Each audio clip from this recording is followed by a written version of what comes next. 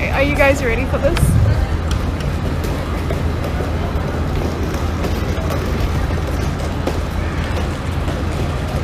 That's it. You blink and you missed it. Oh look! Excuse me, you're a hell of a guy. You know I really got a thing for American guys. I mean, sigh, sickening eyes. I can tell that you're in touch with your feminine side. Yes I did. Somebody please tell him who the F I is. I am LilyZ. I'm acting dudes up. Back coops, I'm chuck the deuce up. Oh!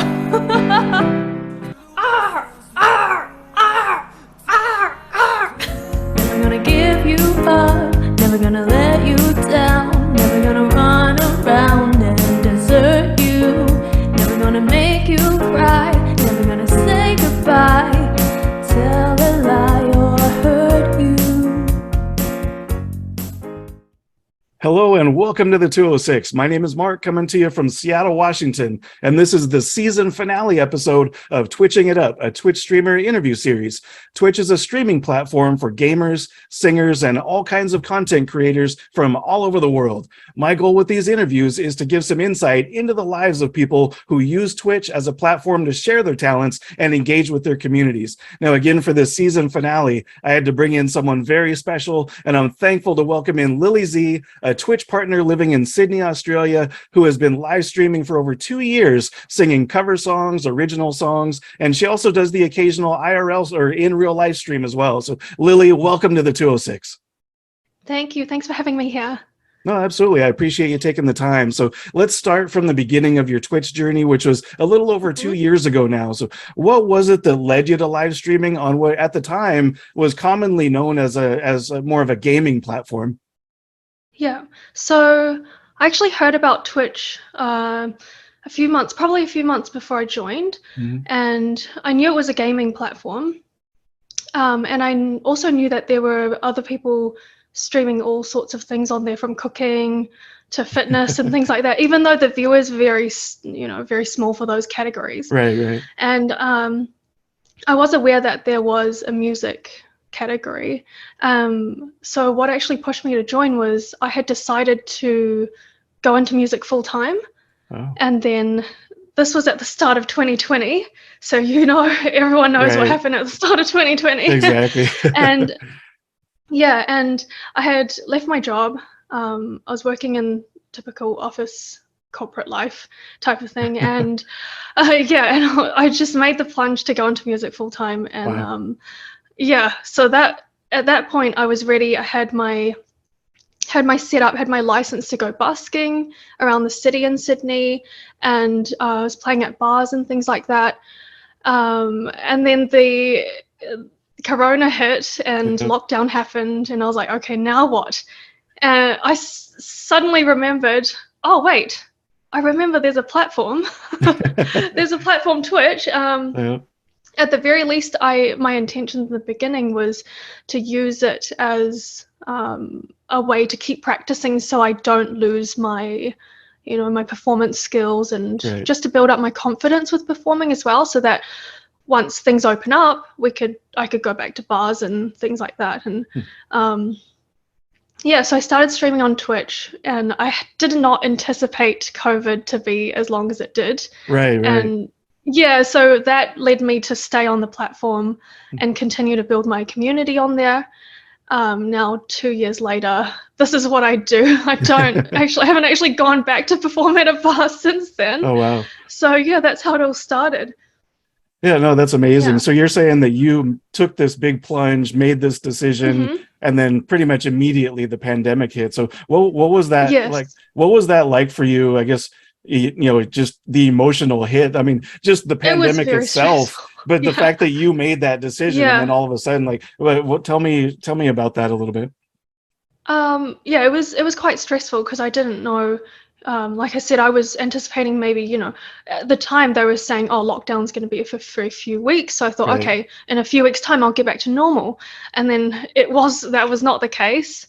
So it was really stressful. Luckily, before I went into doing music, I'd already saved a bit of money, knowing that it might take time to build up a music career. Sure. So I have to have a back, you know, a fallback.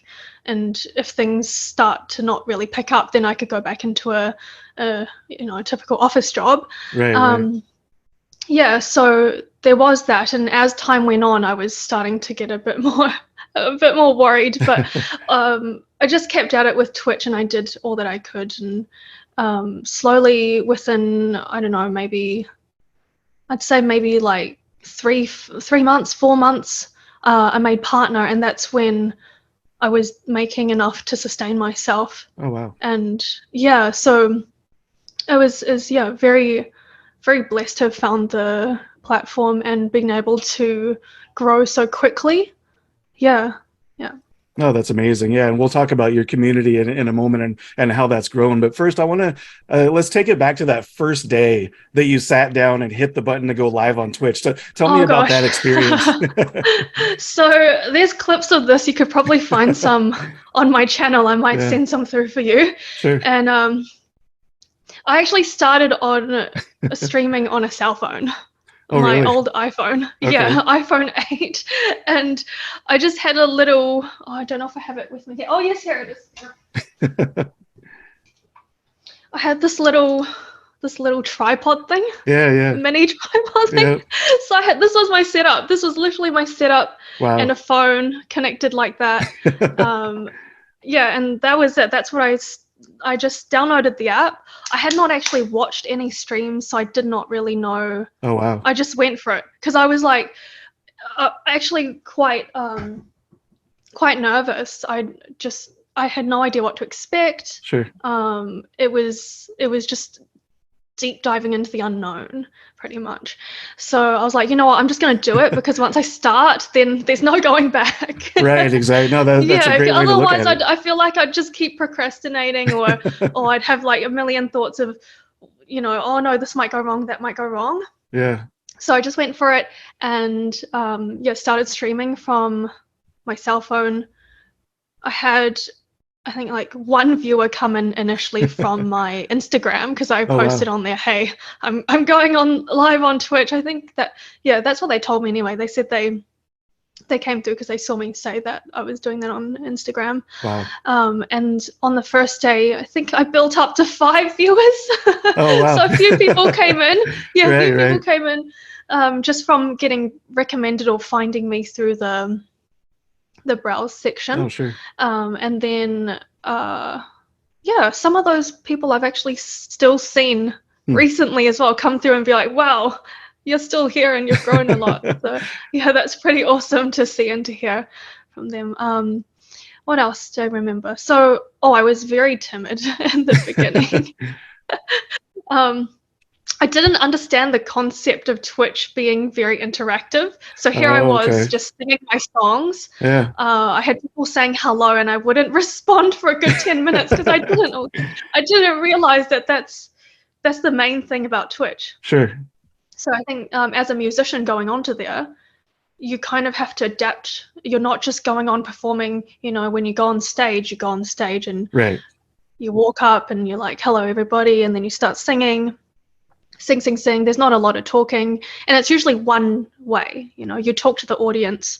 There's no talking back. But that's something I found with Twitch is the audience has the chat. They have, you know, equally as much, if not more, to say. Yeah. So all about the engagement. No, it's amazing, which and I didn't know in the beginning. Yeah.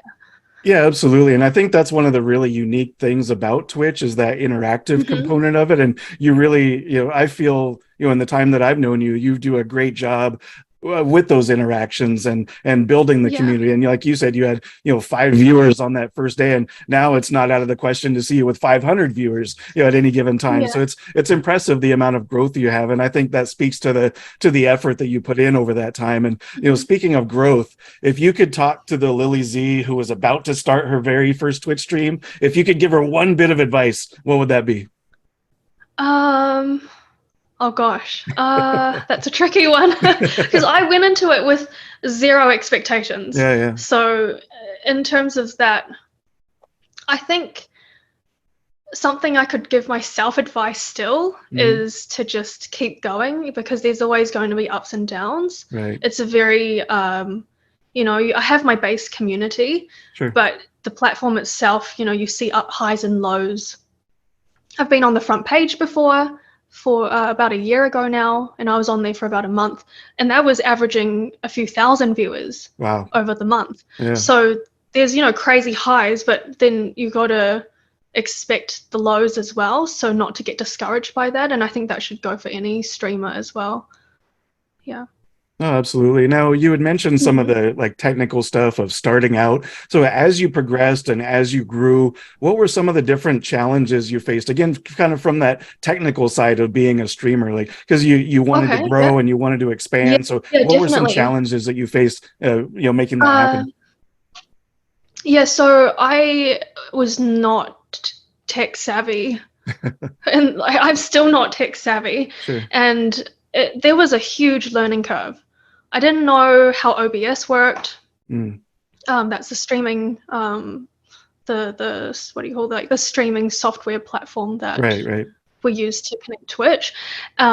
Things like a mixer. I didn't even know what a mixer was. Oh, wow. I mean, I did. Well, as a musician, I did, but I didn't really know how that worked with, like, putting that on the stream. Sure. And things like that. So those sorts of things, it was just a challenge to learn it in the beginning, but once it's all set up, it was not too bad. What else? I would say another thing is, I guess like a good piece of advice as well for people that want to start streaming. Something that I learned along the way is don't get caught up in having the best setup in the beginning, because that will naturally come over time. Because I've seen people that, they start streaming, they buy all their stream gear, and then they start streaming with a really decked out stream and realize it's not that, they're not getting what they, so it's very content focused in the beginning. So for me, I just built slowly. That was how I did it. I went from my cell phone to my laptop, and from my laptop to, it took, I think, it was like a year before I got an actual PC. Oh, really? Wow. Yeah, 1 year. Yeah. So that must have made a big difference for you being able to set that up. Oh, yeah, definitely. But like the point of what I'm trying to get across, it really goes to show it's the content, it's, the interaction you have with people. It's not the setup makes up that small percentage. And I guess the thing that people loved the most once I had my new PC and setup was that we weren't having stream drops. Like the stream wasn't cutting out every other hour anymore. So that was good. No, absolutely. And I think that is probably the best advice you could give to somebody that's trying to start, is just to start. Is, don't try to have the best setup. You really don't need to invest anything other than your own time and your energy. You don't need to start with like something crazy fancy, because that's, once you build your community, that's what you have donation goals for. People can help contribute. They love that because then they see the growth happen in real time.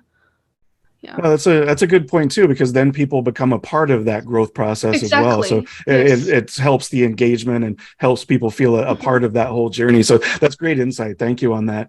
Now, speaking on the Twitch platform itself, what would you say are the biggest differences now compared to when you first started, or even just say a year ago, or any time between then and now? One of the main things that I've noticed recently, over the last year or so, Twitch has been promoting music a lot.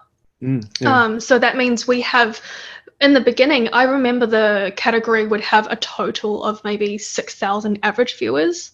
Average. And now that's sitting at anywhere between, I don't know, have you noticed recently, like 30 something? I haven't checked recently, but yeah, it's in that neighborhood. Like around 30,000 on an average day. And during the highs of lockdown, I saw it go up to 100,000 in the hundreds of thousands. So it was just a crazy jump. But since lockdowns are over, COVID's sort of over, and people going back to normal, I have noticed that it has dropped a little bit, but it's definitely still a lot higher than when I first started. Wow. So that just goes to show, regardless of COVID and whatnot, it seems that the people that have found Twitch music, they come back to it. I know a lot of people listen to my streams to relax after work and things like that. So yeah, it's definitely still alive and going. No, absolutely. Yeah. And that's a good point that you bring up as well, is people use Twitch in a lot of different ways. Some people are very active as a viewer, and some people will just put on a stream and do chores. And so it's interesting to see the different ways that people engage with Twitch. So that's really good insight as well. Thank you.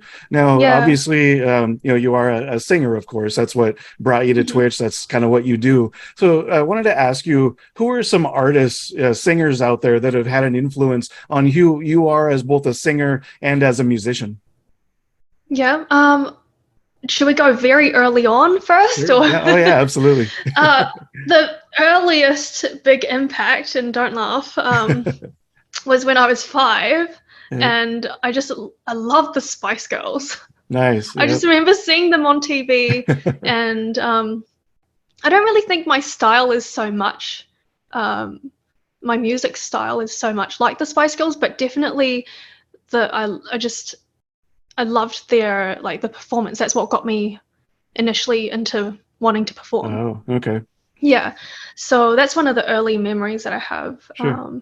And as I got older, I listened to Christina Aguilera, just also, the top of the pop queens of the 2000s. Right, exactly. So, like, yeah, Beyonce, and I would say Adele was a huge influence for me, and still is. I love Adele's music, and my stream with the Sag Boy songs, that comes from Adele as well. Okay, that makes sense. Yeah, and more recently, I found an artist called Alina Baraz.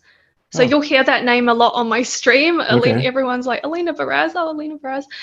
So I've introduced a lot of people to her music. She sort of broke out when she had a collab with Khalid a few years ago now.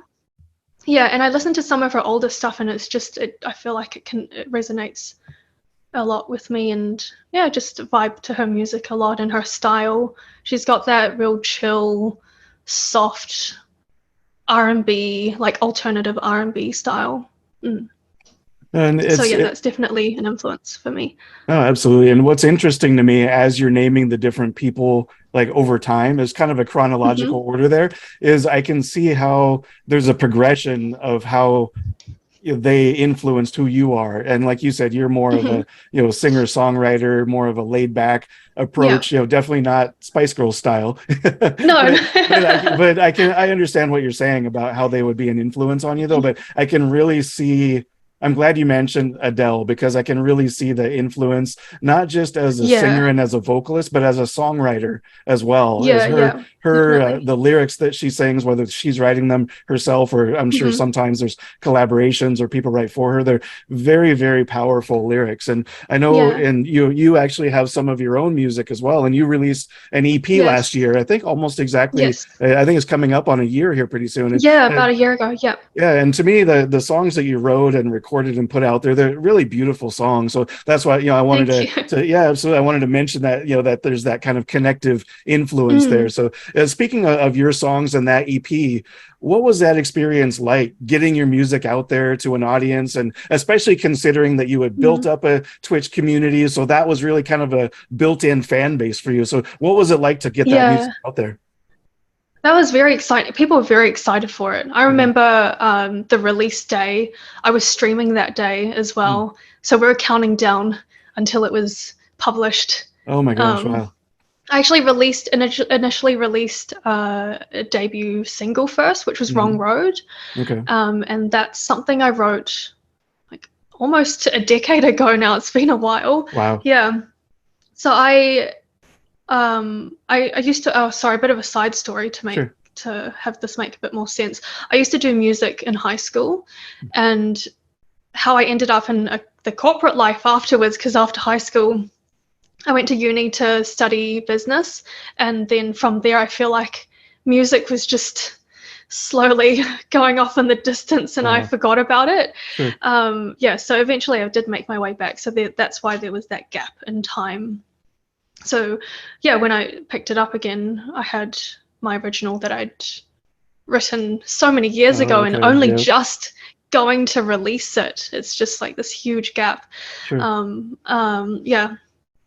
But one of the challenges I would say, similar to the stream setup, was just not knowing how to get music out there as an independent artist. Yeah. And having to learn. There's so much to learn and research. Yeah, there's not really any, or not that I could find anyway, any sort of one-step rule book of this is step-by-step what you need to do, and I don't really have a mentor to show me and guide me through that. So there was a huge learning curve for that as well. Yeah. But once it was released and it was out there, it's definitely like a really proud moment for myself. No, absolutely. Yeah. And it, all of the time and work and effort and, learning it from the ground up, that had to be a real moment of satisfaction to see that out there. And it's cool that you got to share that during the stream, share it with your community. So unfortunately I wasn't quite there yet at the time, so I didn't get to experience that, but that had to be quite the moment for you. Yeah, definitely. Well, hopefully you'll be there for when I release more music in the future. No, absolutely. I'm definitely looking forward to that. Now, we've mentioned your Twitch community a couple times, so I want to expand on that a little bit. You've built such a strong and, really kind of a unique group of dedicated fans, obviously now myself among them. So what has it meant for you, just as a person, not necessarily as a streamer or as a singer, but what has it meant for you to have that type of support from people that are literally all over the world? Yeah. It's definitely very humbling because, like I said, I went into streaming or even into music not expecting anything. I had all the fallback options, like, okay, if this doesn't work, this. I think that's my calculated accounting side of having all the backups and whatnot. But so seeing all this, the community and all the love and all the support that there's definitely moments where I'm like, wow, okay, people believe in me. Maybe I need to believe in myself a bit more as well, that sort of thing. Because, I definitely lacked a lot of confidence going into it in the beginning, and having people that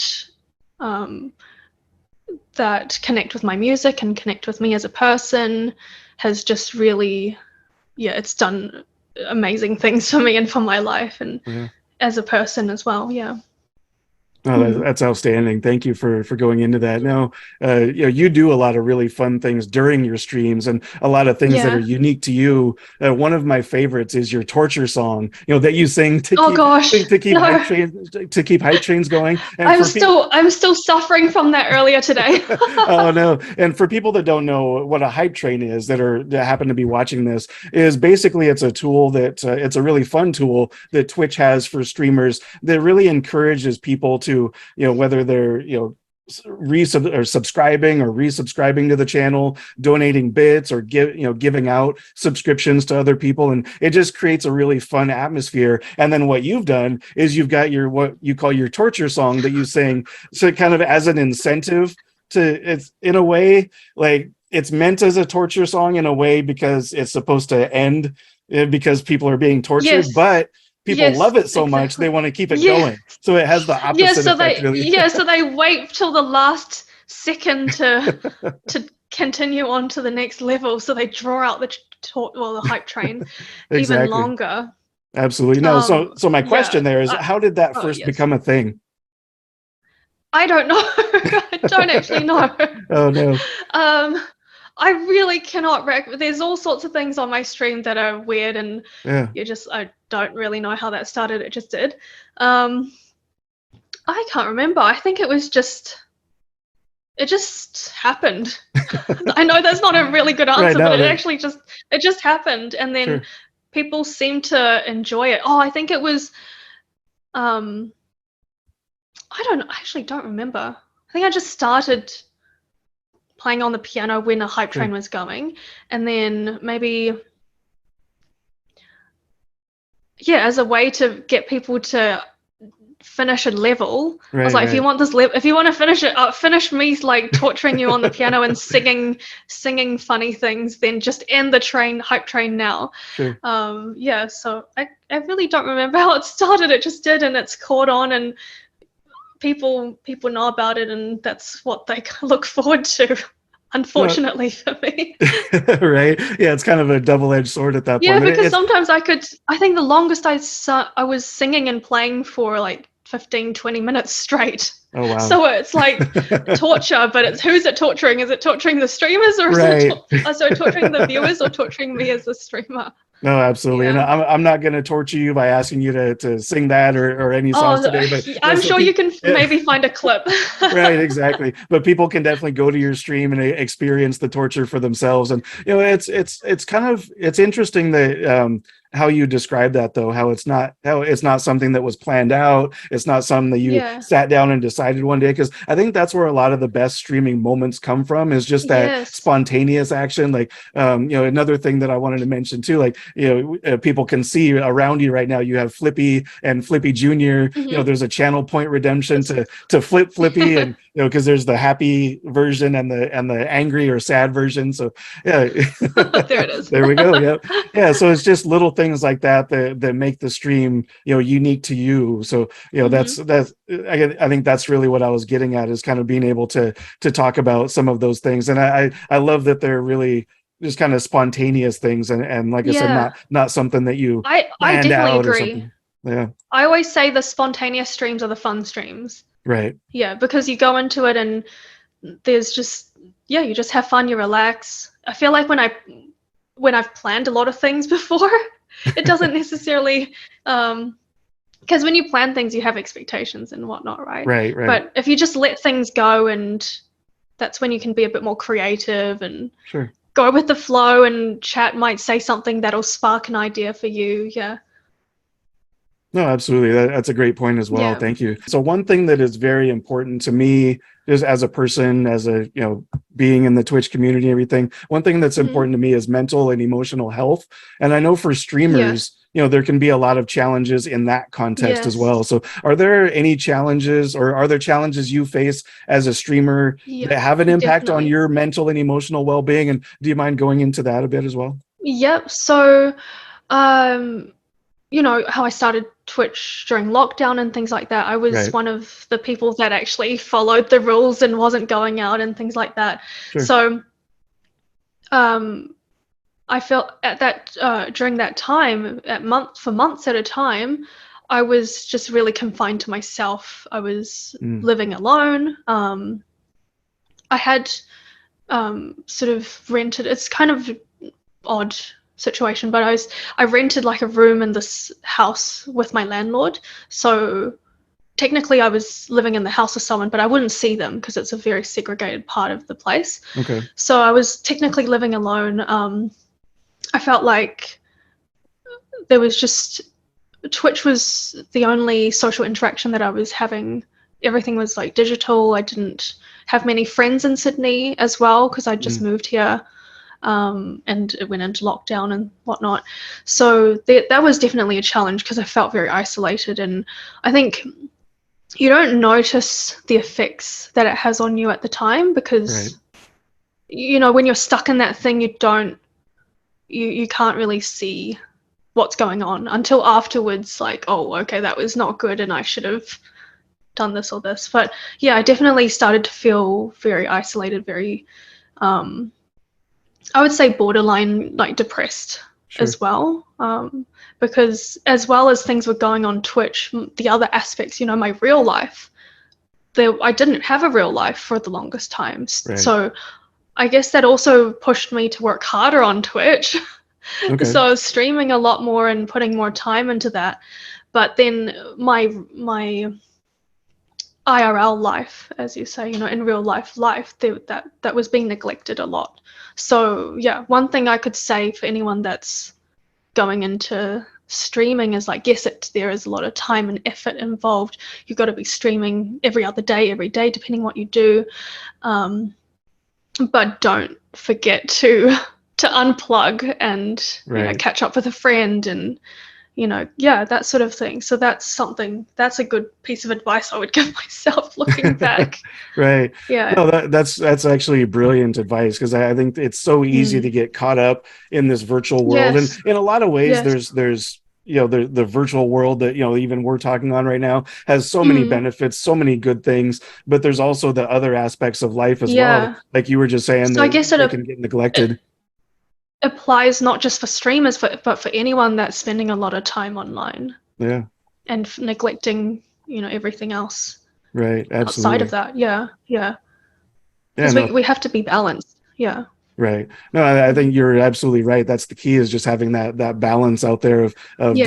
different things that you're a fan of, or different things that you're a part of. And speaking Hmm. of being a fan of things, who are you a fan of on Twitch? Like, who inspires you, and who would you want to Uh, maybe even do a collab with if you had an opportunity? oh, one of the earliest music streamers I watched.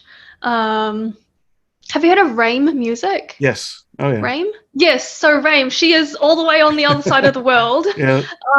Don't know how I stumbled across her stream. I think it was late in the evening for me, or really early morning. No, Sure. yeah, really late in the evening, because I was a bit of a night owl when I first started, Yeah. and so she would stream daytime her time, which would be middle of the night for me, and I just found her stream so fun. And yeah, Yeah. if you've seen her stream as well, she's very fun Yeah. and interactive, and she does all sorts of impromptu things like that. So I guess that also inspired part of my stream as well. Sure.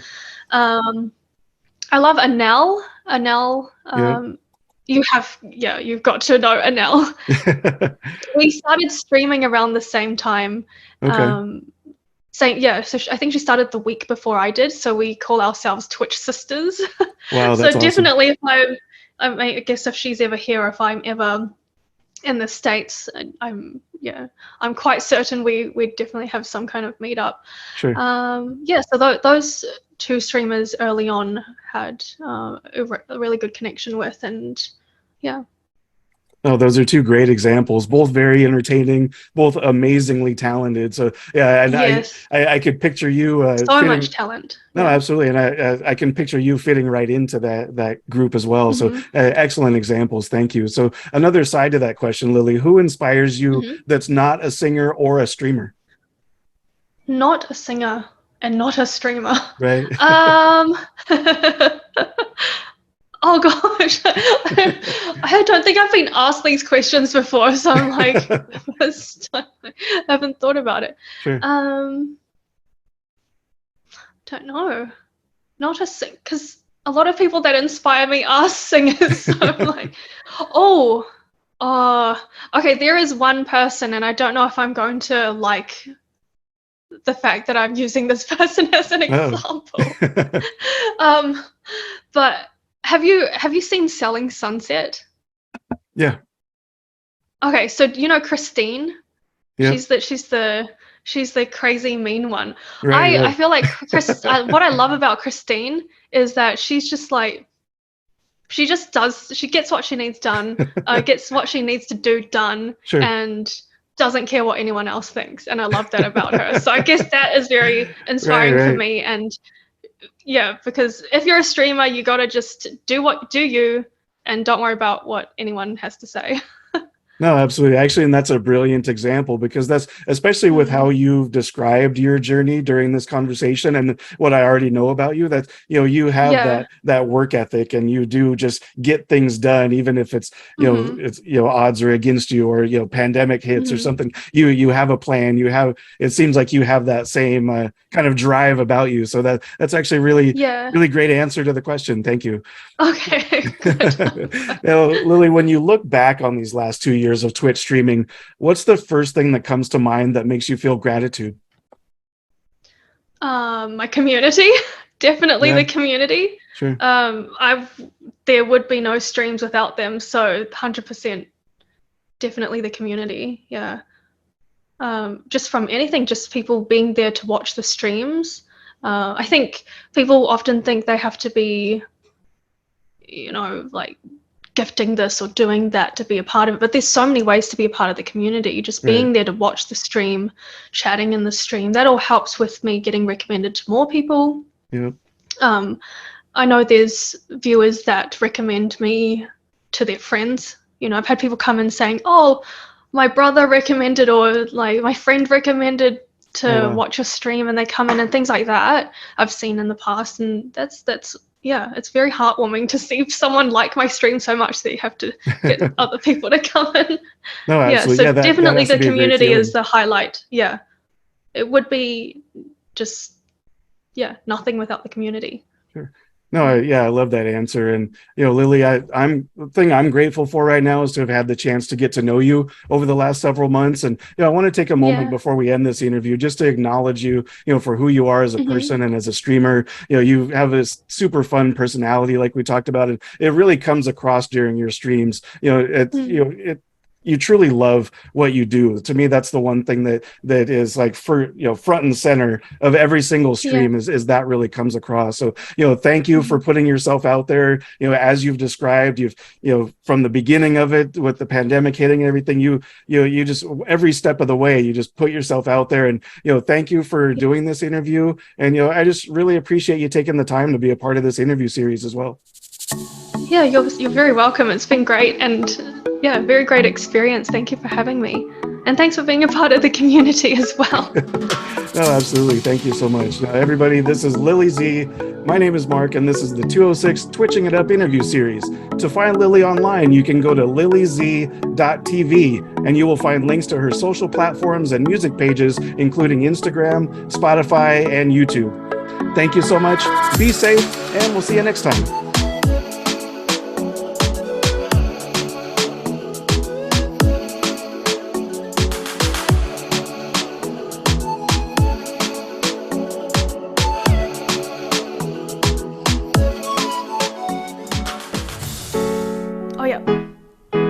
It's a hype train. It's a hype train. The hype train. The hype train. Welcome to my cringe torture train. The cringe torture train. Cringe torture train. And here we go.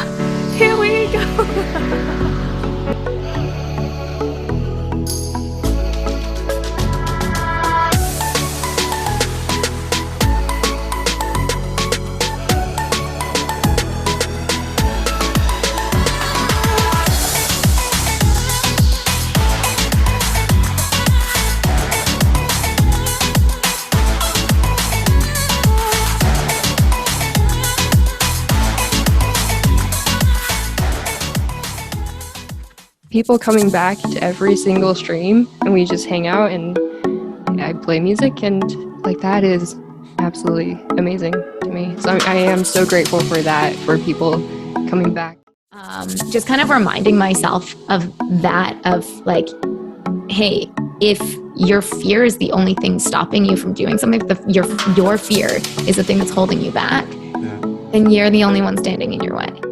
To take 5 to 10 minutes to share something that could transform somebody's day who's about to give up, that's what makes me happy. So I love doing that, and that's a big part of BishopsWorld every Tuesday, Thursday night.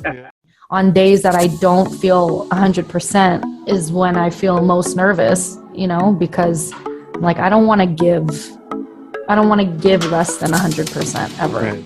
Definitely a community. And I feel like, man, without a community, there's no Twitch streamers. I always say that it's not just my community. It's not just this stream's community. When you're talking about community, it's just the entire music community. I get a little emo thinking about it, because I think, if, like we were all like alone for so long, like to have just somebody say the words, I love you, or like you're appreciated, you're valued, I appreciate your time, is like very important, I think, on Twitch. To me, the fun part is that people will stick with you if they like you. Right. And it's very authentic. You could really meet genuine people out there who really deeply cares for you. Maybe you're crazy,